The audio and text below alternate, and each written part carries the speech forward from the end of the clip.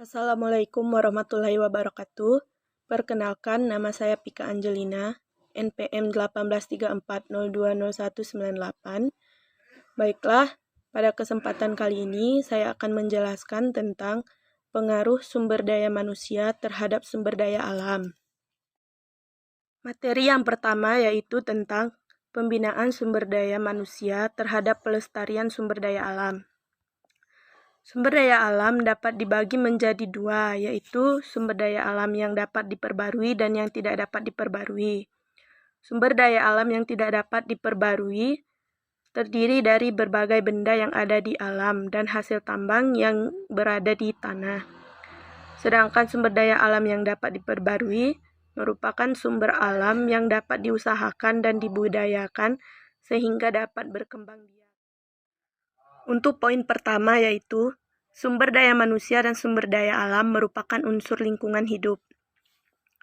Lingkungan hidup adalah kesatuan ruang dengan semua benda, daya, keadaan, dan makhluk hidup, termasuk manusia di dalamnya, yang mempengaruhi kelangsungan kehidupan dan kesejahteraan makhluk hidup lainnya. Dari berbagai daya yang ada, dapat dibedakan menjadi 3 sumber daya, yaitu sumber daya manusia, sumber daya alam, dan sumber daya buatan. Sumber daya manusia merupakan tenaga yang sangat potensial untuk mengubah keadaan menjadi lebih baik. Maka manusia merupakan faktor yang sangat penting dalam rangka membudidayakan sumber daya alam dalam memenuhi kebutuhannya. Sedangkan sumber daya buatan adalah hasil pengembangan dari sumber daya alam untuk meningkatkan kualitas, kuantitas, atau kemampuan daya dukungnya, antara lain hutan buatan, waduk, dan jenis unggul yang dalam pemanfaatan dan pengelolaannya dapat menunjang tingkat perkembangan wilayah dengan tetap menjaga keseimbangan ekosistem di wilayah tersebut. Poin yang kedua yaitu sumber daya manusia dengan sumber daya alam dalam kehidupan. Antara manusia dengan sumber daya alam senantiasa berhubungan. Hal itu dilakukan untuk mempertahankan eksistensinya.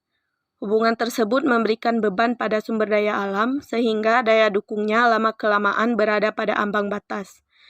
Kerusakan sumber daya alam yang disebabkan oleh masyarakat awam dapat terjadi karena 2 hal, yaitu pertama, ketidaktahuan mereka dalam mengelola sumber daya alam, yang kedua, karena desakan hidup yang mereka alami.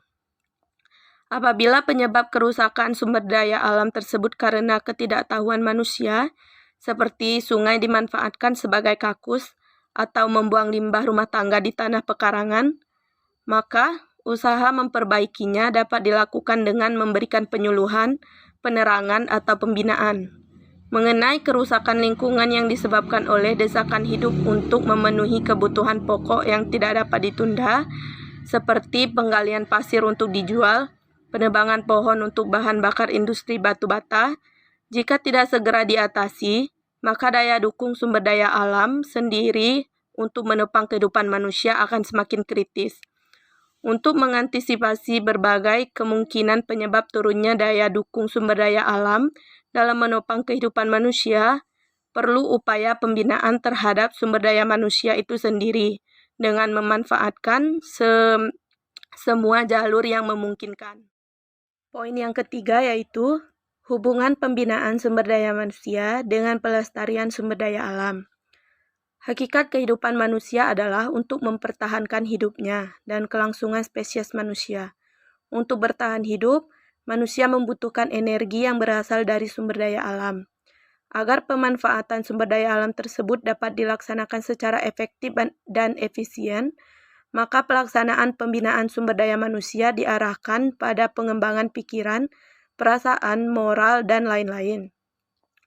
Pembinaan sumber daya manusia seperti itu diharapkan dapat menjamin pemanfaatan dan pelestarian alam baik dalam arti konsumtif maupun dalam arti investasi.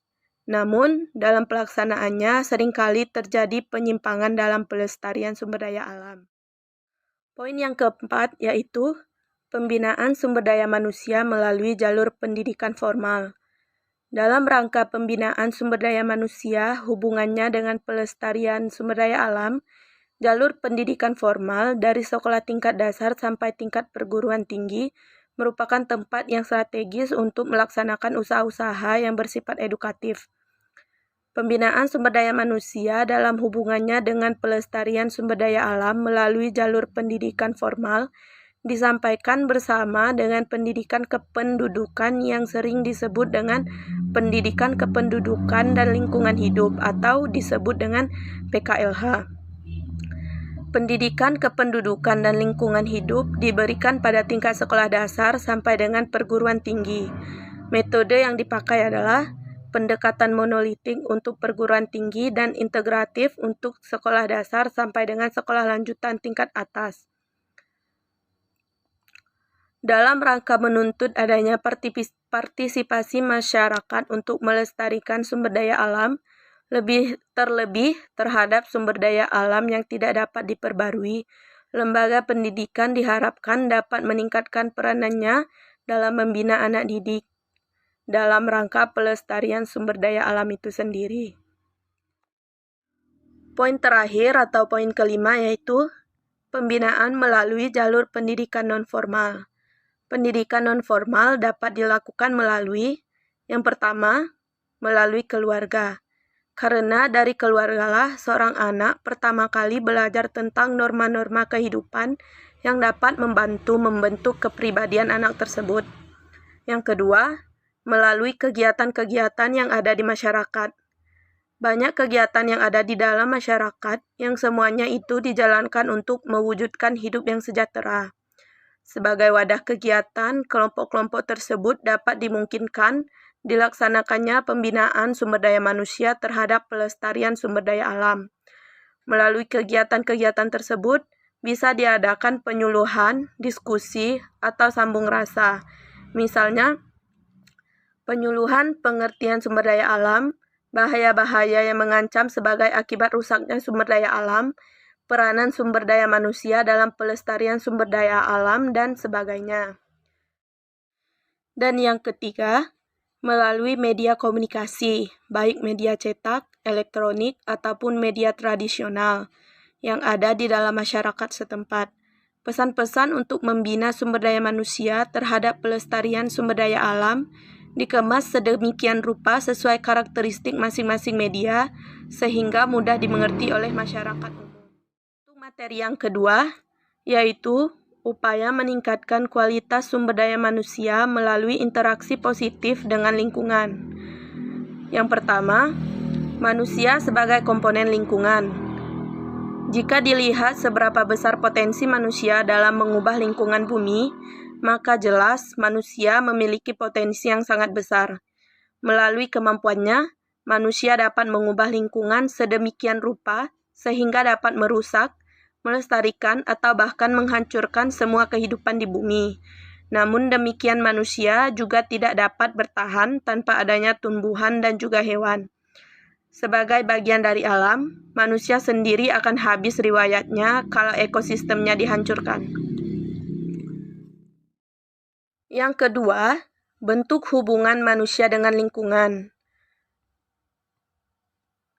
Pada garis besarnya, terdapat dua macam bentuk hubungan atau interaksi antara manusia dengan lingkungannya, yaitu interaksi yang bersifat positif dan bersifat negatif. Manusia yang berinteraksi positif adalah yang dapat mengubah lingkungannya dan perubahan-perubahan yang dilakukan tersebut tetap menjaga kelangsungan fungsi serta keseimbangan ekosistem yang ada.